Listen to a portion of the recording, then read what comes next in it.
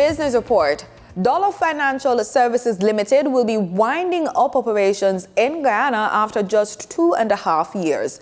The PBCJ understands that this is due to the geopolitical instability caused by Venezuela's claim on the Essequibo region of Guyana.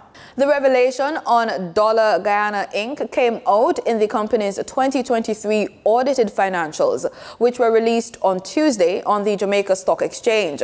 The note stated the decision is due to the current geopolitical uncertainty and the reallocation of resources to Jamaica, where returns exceed those in Guyana.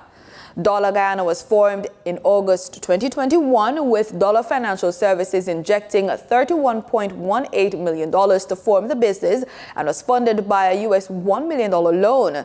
Dollar Guyana brought in an $8.41 million interest income and had an asset base of $163.08 million by the end of 2021. According to the statement, the resources will be reallocated to Jamaica, and the process should be completed by March 2025, when all loans are fully repaid. This decision was decided on February 5 by Dollar's Board of Directors. Mailpak Group Limited says the transaction documents for the acquisition of Mailpak Express were finalized and the acquisition was completed on April 1, 2024. The Mailpak Group Limited for the year ended December 31, 2023 reported a 1% decrease in revenue totaling $1.67 billion compared to $1.69 billion in the corresponding period last year. Management noted in a release, quote, "This rise can be attributed to strategic investment in the growth of the business, including increased marketing, the rental of new locations, and investments in entering the broader price-conscious market segment," end quote.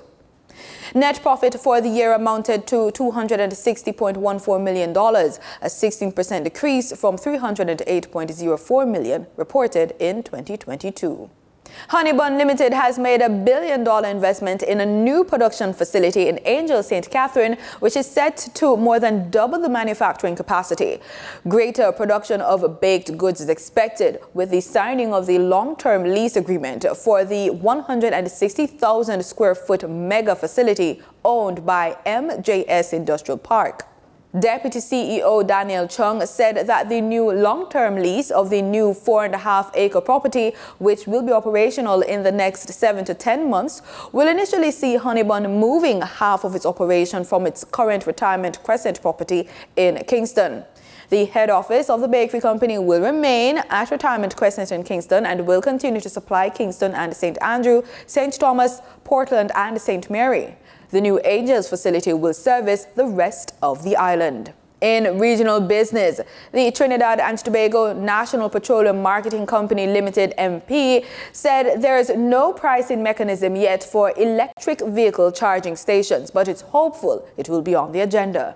Speaking during a public accounts committee, NP's chairman, Sahid Hussain, said it's within the remit of NGC CNG to provide fuel stations with electricity and charging ports through the use of solar energy.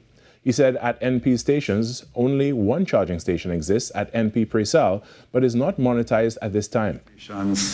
Under our remit that has a charging facility, but it's something we're looking at, because part of the issue is that there's no pricing mechanism for engaging in the execution of those charging ports at the station. So that is a policy matter that has to be developed firstly, and then based on the policy that's developed, whether it's going to be free, NP is required to, pursue that. But at this point, as far as I'm aware, that's within the remit of NGC CNG. Meanwhile, General Manager of Retail and Industrial Fuels, Angelique Phillip, said NP continues to work with NGC CNG to continuously look at alternative NP service station sites across the country to expand the use of CNG. The distance of these locations from NGC's line supply. But we have been working with NGC CNG with respect to alternatives to direct connection to line supply. And for example, at the New Mayara station, we're looking towards a standalone model that we will be able to supply CNG to the south eastern part of the country. So it is a factor. It is one of the things that we look for in the new to industry sites. Up next, news on the local and regional stock exchange and the Forex Trade with Denise Williams.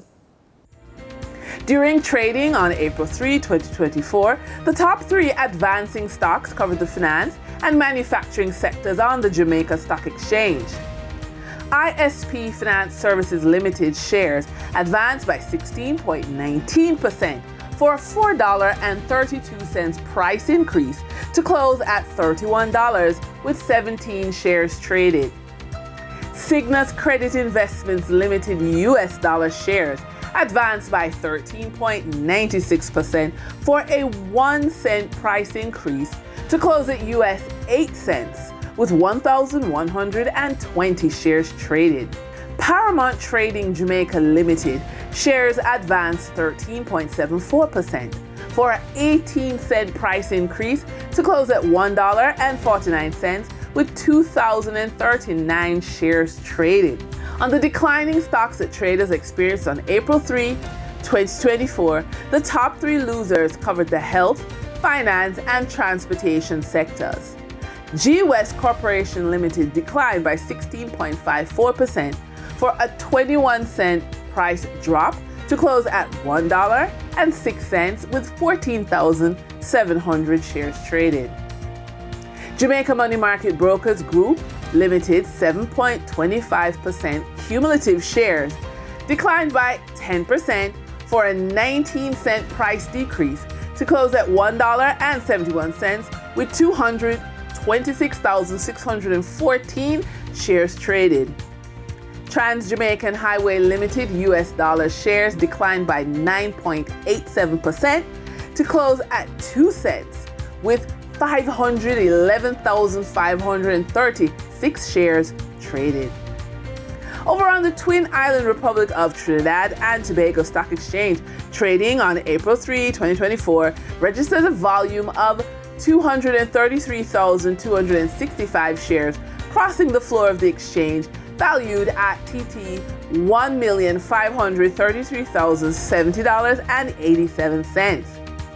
JMMB Group Limited was the volume leader with 76,833 shares changing hands for a value of TT $116,017.83, followed by First Caribbean International Bank Limited with a volume of 53,074 shares being traded for TT $373,846.70.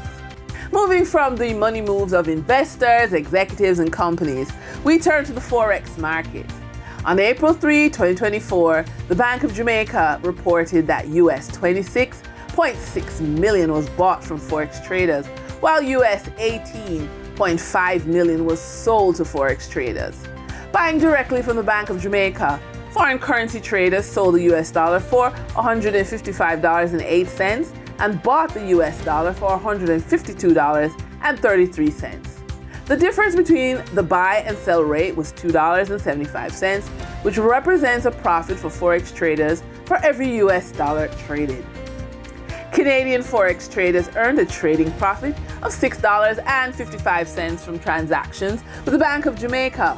The Canadian dollar was sold at $115.90 and bought for $109.35. For traders looking at the British pound, they pocketed a profit of $4.08, selling it for $194.92 and buying it for $190.84. For the credit report tip of the day, if you face challenges borrowing to meet everyday needs in a low-wage scenario, we have another suggestion for this credit report tip of the day.